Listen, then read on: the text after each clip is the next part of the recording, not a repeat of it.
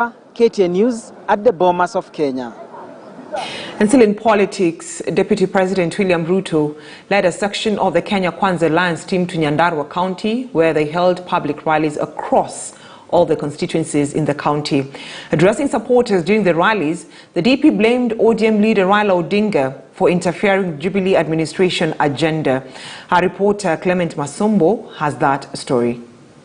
Mumejipanga ama nyinyi ni wale wa kupangwa? Just 2 days after President Uhuru Kenyatta held a meeting at the Sagana State Lodge in Nyeri County, his deputy William Ruto has taken his campaigns back to President's backyard. The DP on Friday led his campaign team to Nyandarua County, traversing through all the 5 constituencies of Nyandarua, drumming up support for the Kenya Kwanza Alliance. Watu wangano mnasemaje? Na Uljororo mnasemaje? Na Nyandarua mnasemaje?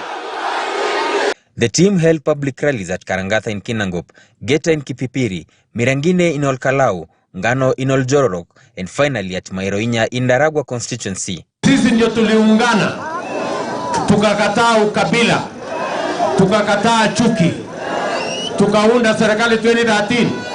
Si ni kweli? Watu milioni 8. Si tukaunda serikali tena 2017.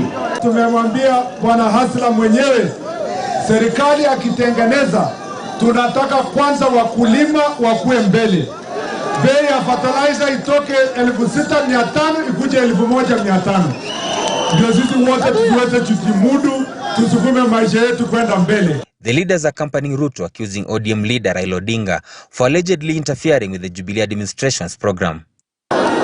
Mimi namwambia Bwana Kitendawili, wewe hujawahi kupigia Rais Uhuru Kenyatta kura.